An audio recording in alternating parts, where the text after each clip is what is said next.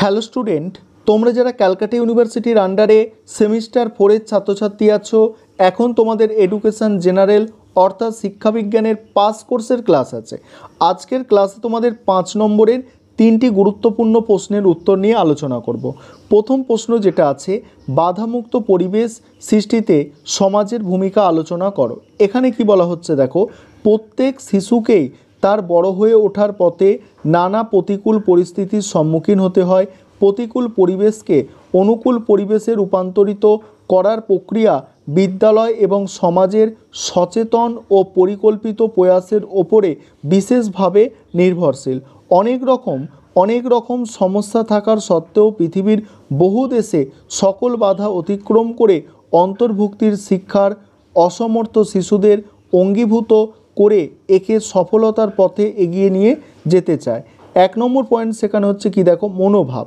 বিশেষ চাহিদাযুক্ত শিশুদের সাধারণ শিক্ষালয়ে স্থাপন করলেই অন্তর্ভুক্তি সফল ও সম্পূর্ণ হয় না। সাধারণ বিদ্যালয়কে সফল অন্তর্ভুক্তিমূলক করে গড়ে তুলতে হলে স্বার্থ সংশ্লিষ্ট সকল ব্যক্তির মনোভাবের বাঞ্ছিত পরিবর্তনের প্রয়োজন, যা অন্তর্ভুক্ত শিক্ষাকে সকল শিশুর বলতে অক্ষম ও সক্ষম সকল শিশুর সম্ভাবনাকে কাজে লাগিয়ে সকলের উপকারে নিয়োজিত হতে পারে। এই জন্য প্রয়োজন হবে সকল শিশুর ব্যক্তিগত চাহিদা মেটানোর জন্য শিশুকেন্দ্রিক শিক্ষা কৌশল, ব্যক্তির চাহিদার প্রতি বিশেষ নজর, বৈচিত্র্যকে বন্ধুত্বপূর্ণভাবে কাজে লাগানো, গোষ্ঠীর সমর্থন পেতে গোষ্ঠী সদস্যদের বোঝাতে হবে অন্তর্ভুক্ত শিক্ষা সকল রকম শিশুর জন্য কতখানি প্রয়োজনীয়। সতত অন্তর্ভুক্তির জন্য সচেতনতাকে জাগ্রত করতে হবে। তারপরের পয়েন্ট হচ্ছে গোষ্ঠী সংযোগ। পরের পয়েন্ট গোষ্ঠী সংযোগ। এখানে কি বলা হচ্ছে দেখো, অর্থপূর্ণ অন্তর্ভুক্তির জন্য অবশ্য প্রয়োজন গোষ্ঠী সংযোগ এবং সহায়তা। নির্দিষ্ট কতগুলি পরিস্থিতিতে বা বিশেষ গোষ্ঠীর অন্তর্ভুক্তি শিক্ষার ধারণাকে গ্রহণ করতে পারে। গোষ্ঠী নেতৃত্ব অন্তর্ভুক্তির ধারণাকে মান্যতা দিলে শিক্ষক, অন্যান্য কর্মী এবং সমাজ বা গোষ্ঠী এই ব্যাপারে সক্রিয় উদ্যোগ নিতে পারে এবং সম্পদের যোগান দিতে পারে। তারপরে কি বলা হচ্ছে দেখো, পরিবার সংযোগ। শিশু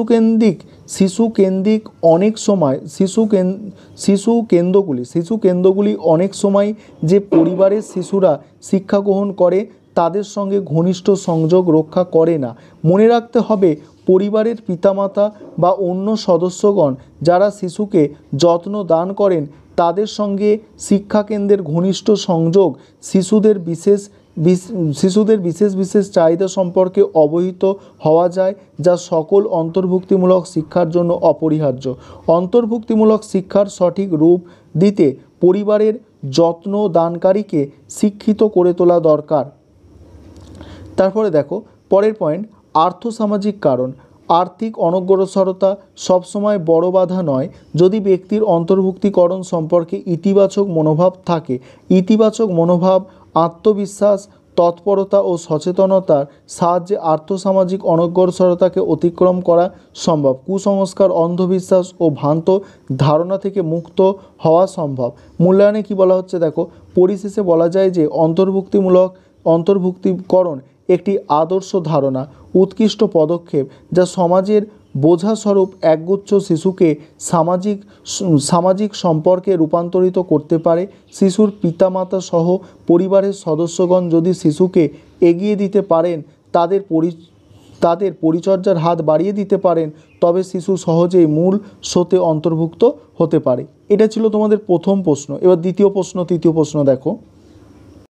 দ্বিতীয় প্রশ্ন যেটা আছে দেখো, দ্বিতীয় প্রশ্ন হচ্ছে বহু কৃষ্টিমূলক সমাজের জন্য শিক্ষার ভূমিকা আলোচনা করো। এই বহু কৃষ্টিমূলক ভাষাটা পরিবর্তন করে বহু সংস্কৃতিমূলক ভাষাটা পরীক্ষায় দিতে পারে। বহু কৃষ্টিমূলক সমাজের জন্য শিক্ষার ভূমিকা আলোচনা করো। এবার তোমরা এই প্রশ্নের উত্তরটা দেখে নাও। তার আগে একটা বিষয় তোমাদের বলবো, তোমাদের জন্য স্টাডি মেটেরিয়াল তৈরি করা হয়েছে। তোমরা যারা পারচেস করতে ইচ্ছুক আছো এই নম্বরে যোগাযোগ করবে 9123 00 5218 এই নম্বরে তোমরা যোগাযোগ করে স্টাডি মেটেরিয়াল পারচেস করতে পারো। আমাদের স্টাডি মেটেরিয়ালের প্রাইস যেটা রাখা হয়েছে 400 টাকা। ঠিক আছে, এবার তোমরা প্রশ্নের উত্তরটা দেখো। বহুকৃষ্টিমূলক সমাজের জন্য শিক্ষার ভূমিকা হলো: 1. বৈচিত্র্যকে একটি ইতিবাচক শিক্ষণমূলক অভিজ্ঞতা হিসাবে শিক্ষার্থীদের কাছে তুলে ধরতে হবে। 2. শিক্ষার সমস্ত ক্ষেত্রগুলি বহু সাংস্কৃতিক দৃষ্টিভঙ্গিকে সমন্বিত করার চেষ্টা করবে। 3. মানবাধিকার দৃষ্টিভঙ্গিকে শিক্ষা ব্যবস্থার মধ্যে অন্তর্ভুক্ত করার চেষ্টা করবে। 4. দেখো, অ্যান্টি বেস কারিকুলাম নির্মাণের দ্বারা জাতিগত, সংস্কৃতিগত, ভাষাগত পক্ষপাতের বিরুদ্ধে এমন এক পাঠ্যক্রমের ধারণা শিক্ষার্থীকে প্রদান করবে যার দ্বারা শিক্ষার্থী এই জগতের সমস্ত কিছুকে সমানভাবে দেখার মানসিকতা অর্জন করতে পারে। 5 হচ্ছে কি, ক্রস কালচার, দেখো ক্রস কালচার কমিউনিকেশন স্কিল এর ওপরে প্রয়োজনীয় গুরুত্ব আরোপ করার মধ্য দিয়ে বহুত্ব করার মানসিকতা তৈরি করবে।